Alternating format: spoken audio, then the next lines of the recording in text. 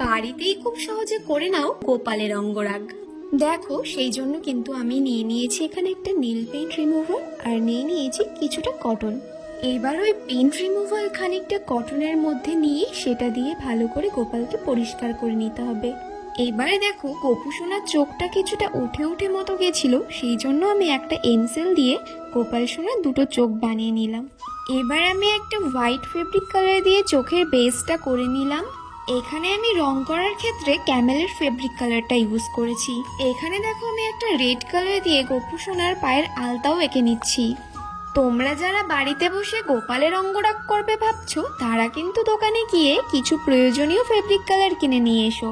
Fabric কালারগুলো তোমরা যে কোনো কসমেটিকের দোকান অথবা বই খাতার দোকানে পেয়ে যাবে। আর এর প্রত্যেকটা বোতলের দাম তোমাদের পড়বে 18 থেকে 20 টাকা মতন। রেড কালারের সাথে কিছুটা হোয়াইট কালার মিক্স করে দেখো গোপালের কানটা এঁকে নিয়েছি। আর লাড্ডু গোপালের লাড্ডু না হলে চলে, একটা অরেঞ্জ কালার নিয়ে লাড্ডুটা কালার করে নিয়েছি। আর এইদিকে একটা ব্ল্যাক কালার নিয়ে গোপালের চুলগুলো রং করে নিলাম। এরপর একটা আকাশি কালার গোপালের চোখের উপর দিয়ে নিয়েছি আর একটা কালো কালার দিয়ে আইব্রোকে নিয়েছি।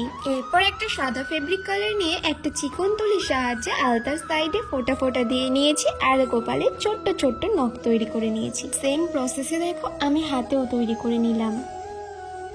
এবার দেখো গোপালের বুকের মাঝখানে মালার জায়গাটায় ফোটা ফোটা দিয়ে একটা ফুল এঁকে নিয়েছি আর খুব সহজেই একটা কলকা তৈরি করে নিয়েছি। এটা কিন্তু একটা রিকোয়েস্টেড ভিডিও ছিল। এক দিদিভাই আমাকে জানিয়েছিল গোপালের অঙ্গরাগ কে করে করবে, তো তার আবদারেই কিন্তু এই ভিডিওটা তৈরি করা। এখানে আমি কিন্তু খুবই সহজভাবে গোপালের অঙ্গরাগ করেছি।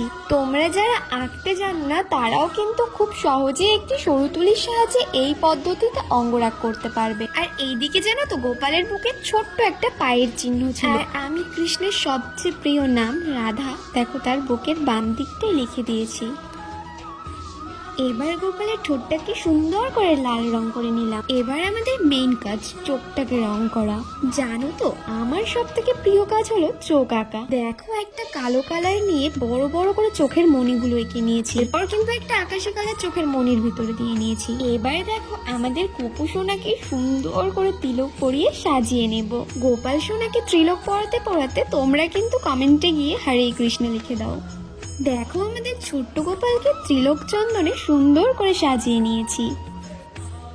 আর এদিকে দেখো একটা সাদা ফেব্রিক দিয়ে গালে ফোটা ফোটা দিয়ে একটা ছোট্ট করে ফুল এঁকে নিয়েছি।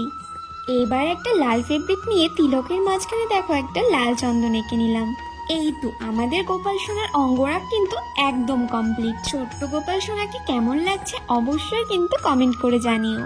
ভিডিওটিতে যদি আমার দ্বারা কোনো ভুল ত্রুটি হয়ে থাকে তাহলে অবশ্যই আমাকে ক্ষমা করে দিও। এটাই ছিল ছোট্ট গোপাল সোনার ফাইনাল লুক। ভিডিওটি ভালো লাগলে লাইক কমেন্ট শেয়ার করতে ভুলো না। দেখা হচ্ছে নেক্সট ভিডিওতে।